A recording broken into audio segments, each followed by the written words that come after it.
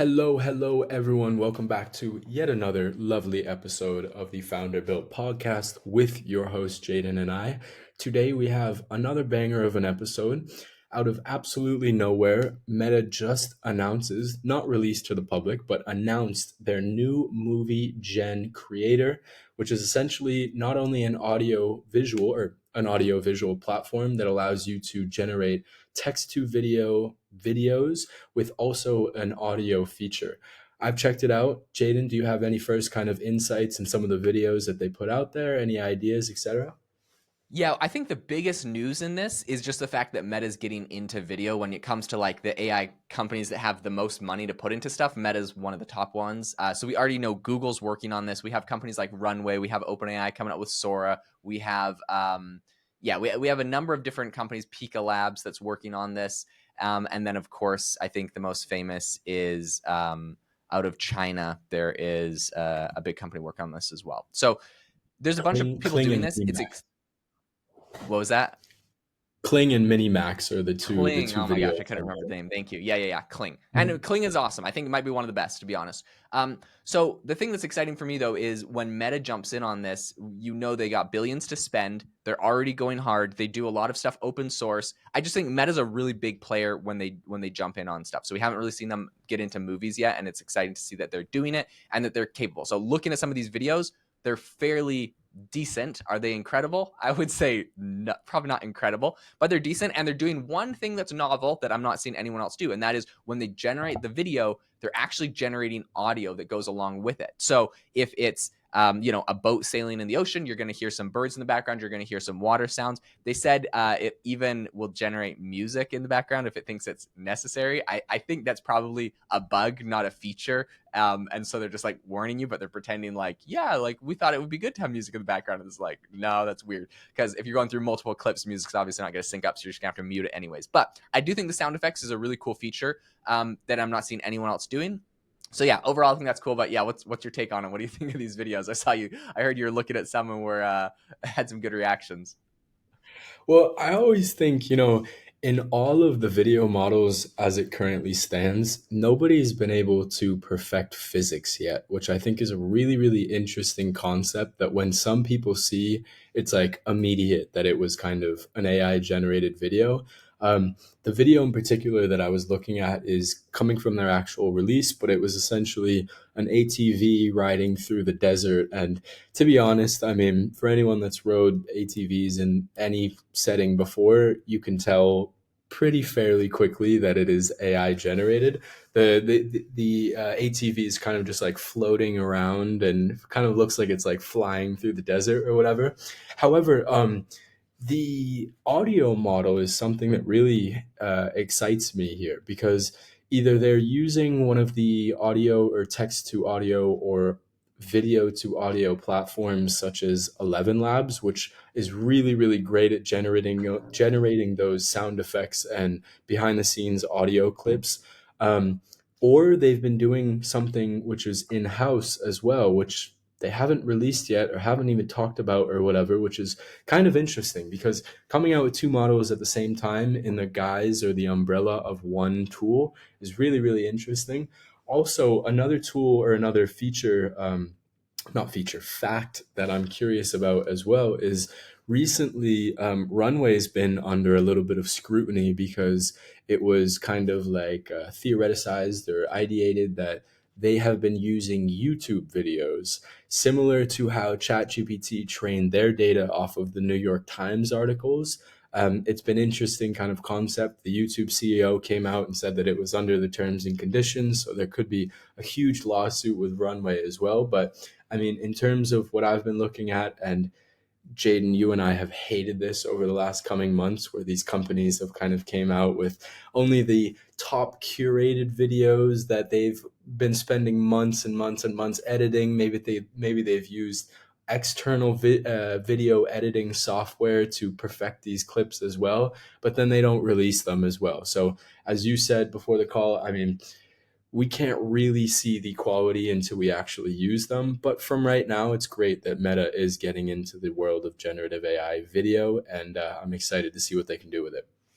Yeah, no, I agree. I think it's exciting. I have to read you like this clip from TechCrunch did an article on this, and they just have this one clip that I just thought was ridiculous. So the first sentence in their article about this new meta thing is they said no one really knows what generative video models are useful for just yet, but that hasn't stopped companies like Runway, OpenAI, and Meta from pouring millions into them. And then they go and talk about the thing. All right, well, I'm going to tell everyone right now we know what these things are useful for. So that's the stupidest take I've ever heard. Obviously, these things are going to be useful for making all the videos that are on every platform, YouTube videos, B-roll for every company, like every company making commercials.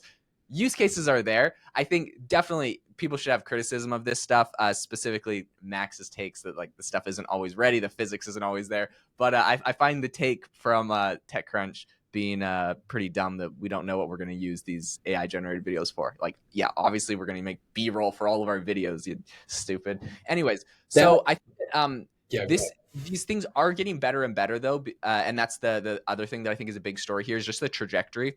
If you had have looked like 9 months ago, right after OpenAI announced Sora, they showed it off. It was like, okay, this is kind of cool. I was like, okay, I wonder where their competitors are at. I was going and looking at Runway, and Runway at the time that Sora was announced, literally, if you tried to generate a video on Runway, it was pretty much like a grainy GIF that was just like really jittery and like put together. And I'm like, oh my gosh, OpenAI just smoked them with Sora. I'm like, sorry, Runway, you're cooked. Like it's over for you. They raised like I don't know hundreds of millions of dollars, and they were the leading AI video company. Okay, like a month after OpenAI releases that, Runway comes out and they're like, oh, actually, we have like a way better model. And like if you go use it now, it's fairly decent. It's actually fairly decent and it's commercially available. Anyone can go use it. You can make videos. They have these every single year. They have these like competitions where they have like indie films that are being made and they give money like for prizes and winners and stuff. Runway, I think, is really doing it right and they're crushing it. Like you said, there's always the question about the data of where this stuff's actually coming from. Because when you see a model that's that good, it's like, where did they train from? And I think that's going to be the same question for OpenAI's Sora. There's no doubt in my mind after Miria Murati when she got questioned by the Wall Street Journal about if they were using YouTube and she was really shady, like, I don't know, let me get back to you on that. Like, yeah, 100% they're using YouTube. These models that are incredible, in my opinion, they all have to be using YouTube. Like, that's the data source they're using, and they don't really know how to get around that. Now, the technique that we've seen people use in the past, these AI companies in the past, is essentially they suck up the entire internet's data, they train a model that's decent, that's pretty good, then they get criticized for it. What they do though is they use that model to generate synthetic data. And then the New York Times sues them or whatever. They're like, okay, we're removing you from like our data set. You're gone. But they've already created synthetic data from when they were in there. And now they can retrain a new model with synthetic data. Even to the point when OpenAI just did their dev day a few days ago, they announced like a cool new feature you can do where essentially you can use outputs from GPT-o1 preview to fine tune and train their GPT-4 mini model to essentially be like way faster, way more efficient. You get like really high quality outputs, and you fine tune these slower or I guess cheaper models that are faster, cheaper models. Anyways, you just see this kind of like regurgitation of data. I think it's going to happen with video too. We'll get good enough models, and maybe that's why they don't want to release these to the public, because they like as soon as you release it to the public, that's when the lawsuits happen. But if you can make a good enough model, make a ton of synthetic data, then everyone gets mad at you. Then you're like, okay, we're deleting that model. But look, we made a new model, and this one, it's all from our own, all our own data set. It's kind of the, I think this is kind of what some of these guys are doing.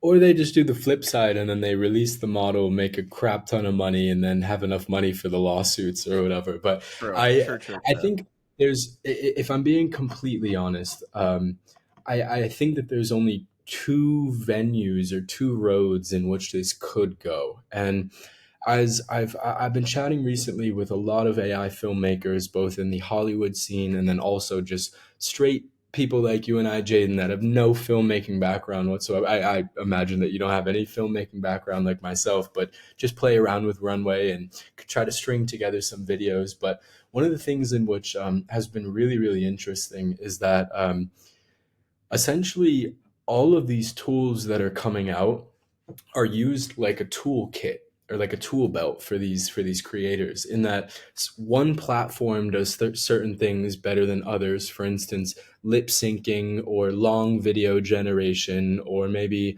underwater shots, for instance breaking down. And Meta's just trying to come in and essentially be like the end all be all of like, not only can we generate video, but we can also generate audio. And I'm hoping that obviously they have a lot of $1 billion in that company, and I'm hoping that they put a lot more of billions into those than, I don't know. It seems like when they come out with stuff such as the Orion glasses and then they have their own LLM models, it seems like it may be trying to go both broad and deep, whereas the actual use cases right now are deep rather than broad.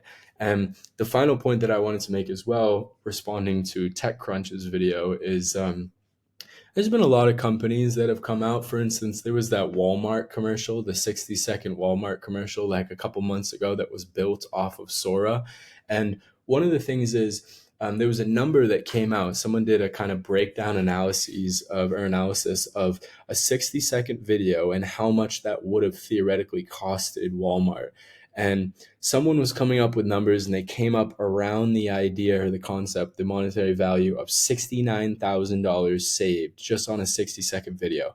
I said that in a webinar the other day, and there was a filmmaker that responded instantly, and he was like, yeah, right. Like this would have been so much more than 69,000 or whatever. Yeah, that's So what I was there's thinking. absolutely there's absolutely so much value when it comes to these things. And you're absolutely right. Whether it's B roll on a $300 million film, which is already happening, might I say, if you haven't heard that, check out one of our recent episodes where I kind of reference that as well.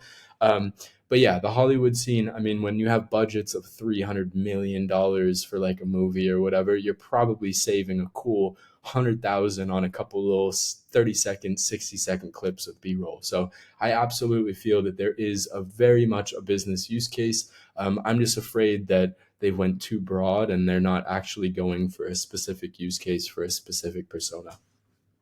Yeah, it'll be interesting to see what happens. I mean, I'm excited they're trying something new. Bummed that it's not publicly available. We'll see where it actually falls. We're still waiting for OpenAI's Sora to come out. So a lot of exciting stuff that should be coming out. That's should be on the horizon shortly. We'll keep you up to date on all of that. If you enjoyed the episode today, if you learned anything new, make sure to leave us a review on the podcast.